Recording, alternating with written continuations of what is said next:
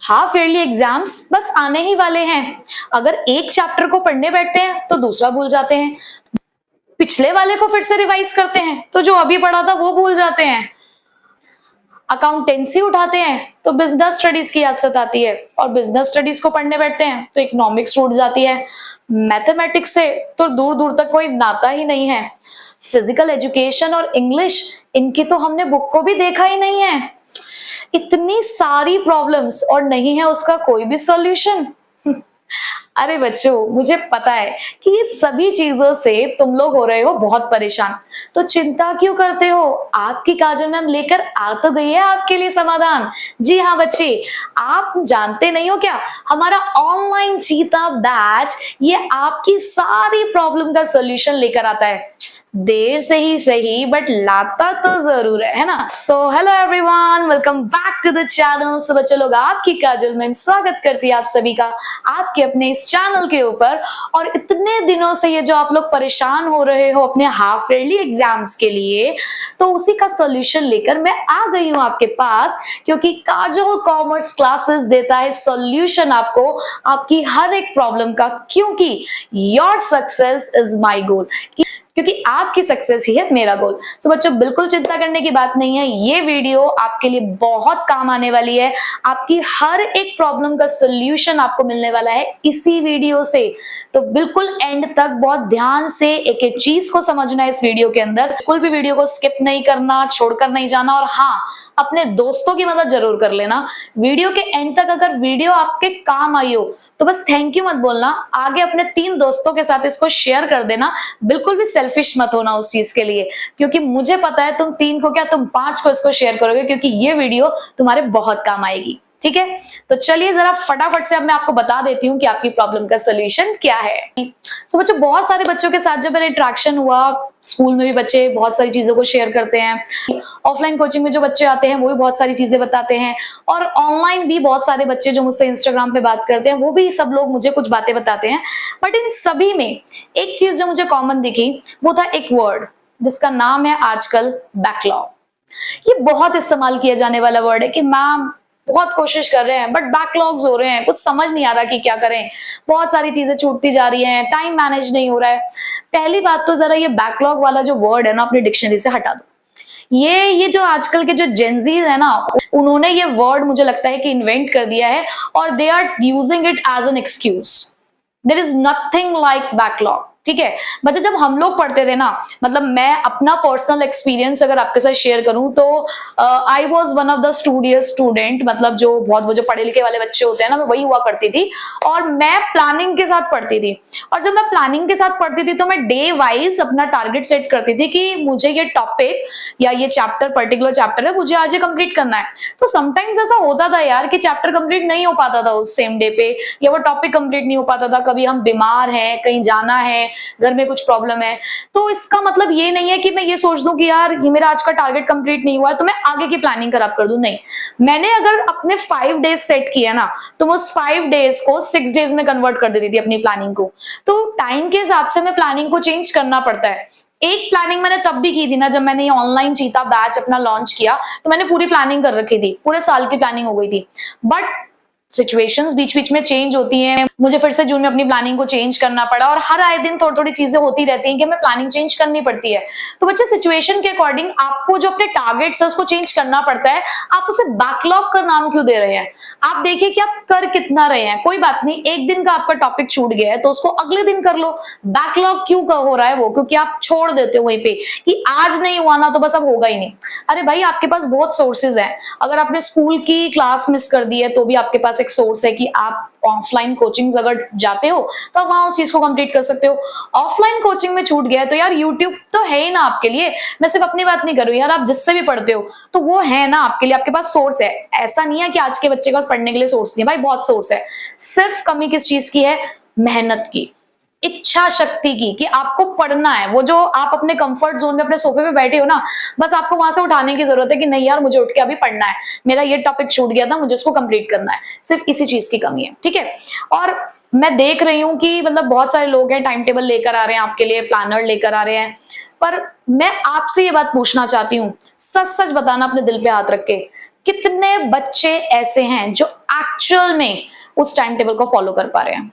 क्योंकि वो time table एक आइडल टाइम टेबल जैसा मुझे लगता है कि जहां पर आप 100 आउट ऑफ 100 का टारगेट लेके बैठे हो, बट क्या एक्चुअल में जितने भी बच्चे पढ़ रहे हैं सबका 100 आउट ऑफ 100 का टारगेट है? नहीं। क्या सभी सेम लेवल पर है? नहीं। तो सबके लिए टाइम टेबल सेम कैसे हो सकता है?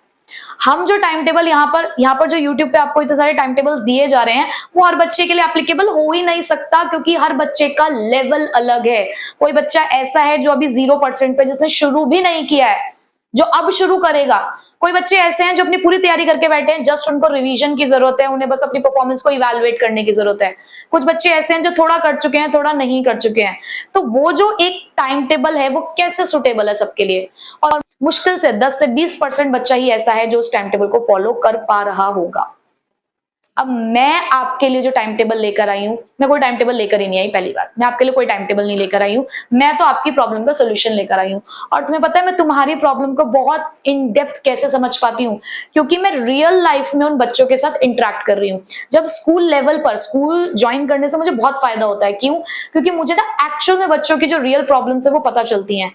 इतना ऑफलाइन कोचिंग्स में और ऑनलाइन में नहीं पता चलती है उन चीजों के बारे में जितना स्कूल में पता चलता है। तो मुझे बहुत सारी चीजें बच्चों की पता चलती हैं, जिसकी वजह से फिर मैं आपकी प्रॉब्लम का सॉल्यूशन और अच्छे से लेकर आ पाती हूँ। भले थोड़ा देरी से लेकर आती हूँ, लेकिन मुझे ऐसा लगता है कि बेस्ट सॉल्यूशन लेकर आती हूँ, है ना? तो चलिए अब मैं आपको बताती हूँ कि एक्चुअल में आपकी प्रॉब्लम का सोल्यूशन क्या है। बच्चे, भले आप 0% पे हैं, आप 10, 20, 30, 40, 80, 100 किसी भी परसेंटेज पे आप, क्योंकि मेरा मानना यह है कि देखो हर बच्चा मार्क्स लाने के लिए नहीं पढ़ रहा है। किसी बच्चे का टारगेट है कि यार मुझे एक अच्छे कॉलेज में एडमिशन लेना है, मुझे CUET क्रैक करना है या कोई और एंट्रेंस क्रैक करना है, वो मार्क्स से क्रैक होगा। उसके लिए मुझे पढ़ना, सब कुछ पढ़ना है। कुछ बच्चा ऐसा होगा कि यार उसको सिर्फ मार्क्स चाहिए कि हाँ ठीक है इज्जत से पास हो जाऊं मैं 12th क्लास में, क्योंकि वो कहीं और लगा हुआ है, उसका कोई और टारगेट है। जरूरी नहीं है हर बच्चा एकेडमिकली अच्छा हो। भाई कोई बच्चा स्पोर्ट्स में अच्छा है, उसको स्पोर्ट्स में जाना है, तो उसके लिए ये वाले मार्क्स इंपॉर्टेंस नहीं रखते, बस उसे पास होना है। ठीक है, तो हर एक बच्चे के लिए आज मैं सॉल्यूशन लेकर आई हूँ। आई होप कि आपको बहुत ज्यादा इससे मदद मिलेगी। तो बच्चे सबसे पहली बात तो क्या है, देखो आप लोग क्या करते हो ना, आप लोग सिर्फ सबसे पहला कंफ्यूजन आपका जो है, जो आपका आधा दिन बीत जाता है कि पढ़े क्या, हम पढ़े क्या, करना क्या है। तो सबसे पहले आपको ये करना है, just analyse your half yearly syllabus. Her school में इस टाइम पे जो हाफ ईयरली सिलेबस है वो अलग अलग है। मैंने एक जो सिलेबस आपको कवर कराया है अपनी वीडियोस के थ्रू, वो एक आपका कह सकते हो एक जनरल सिलेबस है जो मोस्ट ऑफ द स्कूल्स में कराया जाता है। तो मैंने वो सिलेबस आपका कवर कराया है। इन केस आपका कोई चैप्टर ऐसा है जो मैंने नहीं कराया है लेकिन आपके हाफ ईयरलीज में आ रहा है, तो आप प्रीवियस वीडियो से देख सकते हो, आपको मिल जाएंगी। ठीक है बच्चे, तो सबसे पहले तो ये देखो कि आपके सिलेबस में क्या क्या आ रहा है, हर सब्जेक्ट में कौन कौन से चैप्टर्स आ रहे हैं, वो सबसे पहले आप देखिए कि आपका सिलेबस है क्या। अब मैं बात करूं अगर अकाउंटेंसी की, तो मोस्ट ऑफ द स्कूल्स में जो वॉल्यूम 1 है हमारी पार्टनरशिप, वो आ रही है जिसके अंदर है 7 चैप्टर्स। तो सबसे पहले आप ये देखिए कि आपको कितना कोर्स कवर करना है। ठीक है, उसके बाद आपके एग्जामिनेशन में अब कितना टाइम रह गया है, 10 दिन है, 15 दिन है, 20 दिन है। एक तो अपनी अपनी जरा डेट शीट प्लीज शेयर कर दो मेरे साथ, कमेंट बॉक्स में मुझे बता दो कि तुम्हारे एग्जाम्स कब से स्टार्ट होने वाले हैं, तो मुझे थोड़ी सी और प्लानिंग करने में मदद मिलेगी, क्योंकि सबकी यहाँ डेट्स अलग हो सकती हैं। ठीक है, तो कोशिश करिएगा कि आप अपनी जो डेट शीट है वो कमेंट बॉक्स में मेरे साथ शेयर कर दें। ठीक है, तो सबसे पहले आप ये देखिए कि आपको भैया कितने डेज यहाँ पर आपके पास रह गए हैं आपके एग्जाम्स में। अब उसके अकॉर्डिंग भैया शीशे के सामने खड़े होके अपने हिसाब से भाई अपना टारगेट सेट करो। ये मत सोचो कि तुम्हें पूरे 7 चैप्टर करके जाने, तुम्हें पूरा सिलेबस कवर करके जाने, नहीं। कर सकते हो बहुत अच्छी बात है, नहीं कर सकते हो तो घबराने वाली कोई बात नहीं है। मैं कहती हूँ तुम 7 में से 3 चैप्टर पढ़ के जाओ, 4 चैप्टर पढ़ के जाओ, लेकिन ऐसे पढ़ के जाओ कि बोर्ड तक की तैयारी हो जाए तुम्हारी उन 4 चैप्टर या उन 3 चैप्टर की। हाफ ईयरली जस्ट एक पहला स्टेप है आपका, आपकी उस सक्सेस की तरफ। ठीक है, तो बिल्कुल ऐसा नहीं सोचना कि नहीं यार मुझे तो सब कुछ पढ़ के जाना है, यही सब कुछ हासिल कर देना है, ऐसा कुछ नहीं है। ये पहला स्टेप है, आप अपनी तैयारी कर रहे हो, स्टेप बाय स्टेप कर रहे हो, कोई बात नहीं। आप 7 में से अगर 4 चैप्टर उन बचे हुए दिनों में पूरे कर सकते हो तो कर लो। तो आपको क्या करना है, आपको अपना टारगेट डिसाइड करना है कि यार मेरे पास 7 चैप्टर है, अब 7 में से मुझे कितने प्रिपेयर करना है, 3 करने हैं, 4 करने हैं या पूरे 7 करने हैं। अकाउंटेंसी की बात करूं, ऐसे बिजनेस स्टडीज में अगर 8 चैप्टर्स आ रहे हैं तो उन 8 में से कितने चैप्टर्स प्रिपेयर करने हैं। सबसे पहले आपको क्या करना है, सिलेबस देखना है, डेज देखने कितने बचे हैं, और उसके बाद आपको अपना टारगेट सेट करना है। ठीक है, ठीक है, और उसके हिसाब से फिर अपनी प्लानिंग करो। फिर उन डेज के अकॉर्डिंग अपने उस टारगेट को डिवाइड करो कि कैसे कैसे आप अपने चैप्टर्स को उन डेज में कंप्लीट कर पाओगे। ठीक है, अब यहाँ पे आपके लिए ये काम भी मैंने किया है। देखो जब मैं पढ़ती थी ना तो मैं ऐसे नहीं पढ़ती थी कि यार सारे सब्जेक्ट उठा लिए मैंने, नहीं, मैं ये देखती थी कि मेरे पास कितने डेज हैं, डेज के अकॉर्डिंग मैंने सब्जेक्ट डिवाइड करने थे। फिर उसके बाद मैंने एक सब्जेक्ट उठाया तो पहले वही एक सब्जेक्ट कंप्लीट किया, यार माइंड से टेंशन दूर हो जाती है कि चल यार ये हो गया। फिर दूसरा सब्जेक्ट उठाया वो पढ़ लिया, तीसरा सब्जेक्ट उठाया वो पढ़ लिया, ठीक है। तो इस तरीके से मैं तो काम किया करती थी और मैं यही चीज आपके साथ आज शेयर करने वाली हूँ। तो आपके लिए मैं लेकर आई हूँ एक प्लानर, ठीक है, अकाउंटेंसी, बिजनेस स्टडीज और इकोनॉमिक्स का प्लानर। ये मैंने आप सभी के अकॉर्डिंग डिजाइन किया है और मुझे लगता है कि आप सभी के लिए सुटेबल भी होगा। तो बच्चे आप चाहें तो इसमें अपने अकॉर्डिंग कुछ मॉडिफिकेशंस कर सकते हैं, बट मैं जो आपको कंटेंट प्रोवाइड कराऊंगी वो इस प्लानर के अकॉर्डिंग ही प्रोवाइड कराने वाली हूँ, ठीक। तो सबसे पहले हम लोग स्टार्ट करेंगे अकाउंटेंसी के साथ। अब आपको करना क्या है, किस तरीके से प्रिपरेशन करनी है। देखो अब इतना टाइम सीरियसली आप लोगों के पास नहीं है कि आप सारे क्वेश्चंस प्रैक्टिस कर सको, ठीक है। तो मैं आपको डेज वाइज, चैप्टर वाइज कुछ इंपॉर्टेंट क्वेश्चंस यहाँ पे प्रोवाइड करूंगी। आपको सिर्फ उन क्वेश्चंस को प्रिपेयर करना है और वो क्वेश्चंस ऐसे होंगे जो आपके चैप्टर से रिलेटेड हर एक टॉपिक को कवर करेंगे, जो एग्जामिनेशन पॉइंट ऑफ व्यू से इंपॉर्टेंट है। तो मेरा मानना तो यही है कि अगर आपने उन इंपॉर्टेंट क्वेश्चंस को भी कर लिया तो बहुत अच्छे नंबर आप हासिल कर लेंगे। आपको खुद को सेटिस्फेक्शन होगा कि yes I have achieved something, कि मैंने कुछ हासिल किया है, ठीक है। तो आपको कैसे मिलेंगे अब वो क्वेश्चंस, आपको 21 अगस्त को chapter number 1 fundamentals of partnership से रिलेटेड क्वेश्चंस मिलेंगे। फिर 22 अगस्त को आपको गुडविल और चेंज इन पीएसआर से क्वेश्चन मिलेंगे। फिर 23 अगस्त को आपको chapter number 4 and 5 which is admission and retirement, यहां से आपको क्वेश्चंस मिलेंगे।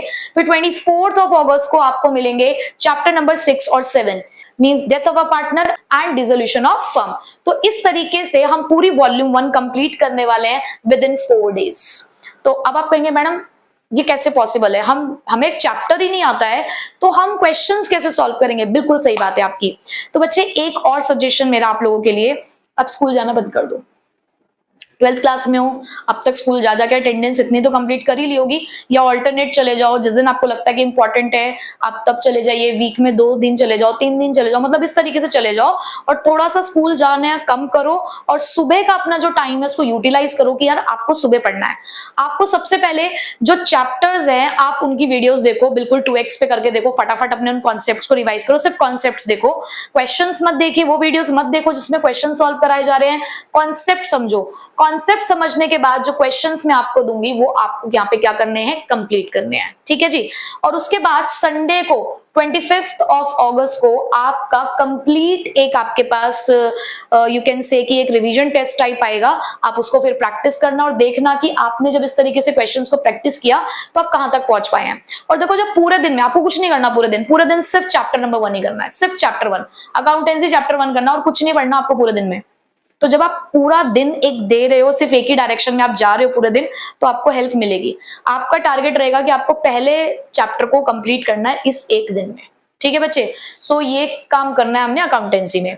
फिर आते हैं, जब अकाउंटेंसी कंप्लीट हो जाएगी इसको साइड में रख देंगे, फिर हम आएंगे बिजनेस स्टडीज के ऊपर। उसके बाद मैं आपको यहाँ पर 26 अगस्त को चैप्टर नंबर 1 और 3, chapter number 1 nature and significance of management और बिजनेस एनवायरनमेंट, ये मिलेगा आपको। नेक्स्ट डे आपको मिलेगा प्रिंसिपल्स ऑफ मैनेजमेंट और प्लानिंग से रिलेटेड क्वेश्चंस।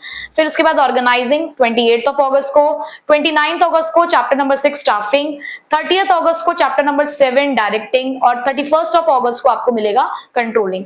मैंने एक एक दिन ही दिया है इन चैप्टर्स को, क्यों? क्योंकि जो चैप्टर्स हैं वो थोड़े से लेंथी चैप्टर्स हैं, आपको एक बार रिवाइज करने में थोड़ा सा उनको टाइम लगेगा, उनको एक बार वन शॉट्स आपने उनके देखने हैं। तो यहाँ पर भी मैं आपको क्या करूंगी, इन सभी चैप्टर्स के डे वाइज क्वेश्चन दूंगी, केस स्टडी होंगी, एमसीक्यू, रीजन असर्शन, मतलब हर तरीके का क्वेश्चन मैं आपको उस चैप्टर में से जो मेन है वो मैं आपको यहाँ पे प्रोवाइड करूंगी, ठीक है।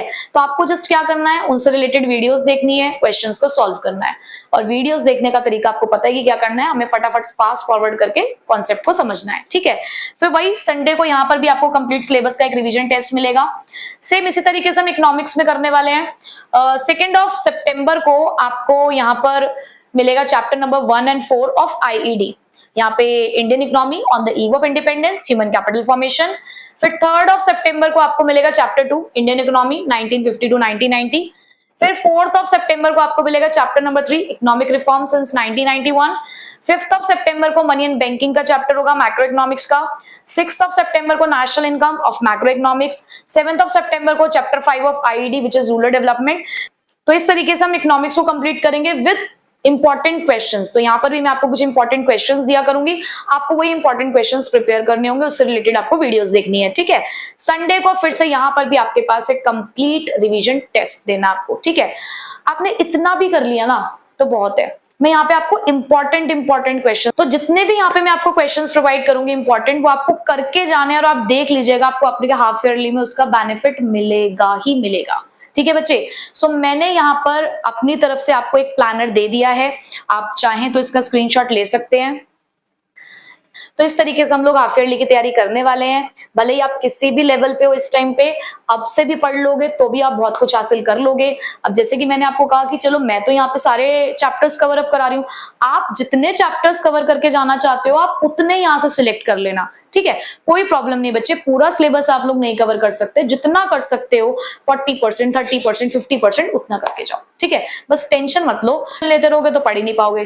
तो something is better than nothing ना, हमेशा बोलती हूँ आपको। तो बस इसी मोटो के ऊपर आपको काम करना है, ठीक है बच्चे। सो यहाँ से मैंने आपको बता दिया है कि आपको क्या करना है, तो बस तैयारी में लग जाना है, क्योंकि समय हमारे पास बहुत कम है और काम हमारे पास बहुत ज्यादा है। तो बहुत ज्यादा डेडिकेशन के साथ आपको हार्डवर्क करना है कुछ दिनों के लिए, ताकि हमारे हाफ ईयरली एग्जाम्स अच्छे से जाएं। और हाफ ईयरली एग्जाम्स अच्छे से जाएंगे तो एक मोटिवेशन आएगा कि हाँ अब प्री बोर्ड की तैयारी बहुत अच्छे से करनी है। और बस अगर इन हर्डल्स को आपने पार कर दिया तो बोर्ड एग्जाम्स में तो आप लोग तहलका मचा कर आओगे, है ना।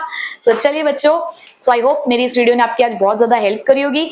तो मिलते हैं अब इस शेड्यूल के अकॉर्डिंग आप लोगों से। सो बच्चों, अब ये आपको वीडियोस मिलेंगी कब? ये वीडियोस मिलेंगी आपको रोज रात को 8 बजे। आपको रोज 8 बजे शेड्यूल के अकॉर्डिंग वीडियो आएगी। तो आपके पास पूरा दिन है। आपको पता है कि मैं अगर चैप्टर नंबर 1 देने वाली हूँ तो आपको पूरे दिन में वो चैप्टर नंबर 1 प्रिपेयर कर लेना है, ठीक है जी। सो अब मिलेंगे आपसे शेड्यूल के अकॉर्डिंग रोज रात को 8 बजे। रेगुलर क्लासेस हमारी चलती रहेंगी, ठीक है। तो तैयारी करते रहिए। All the best.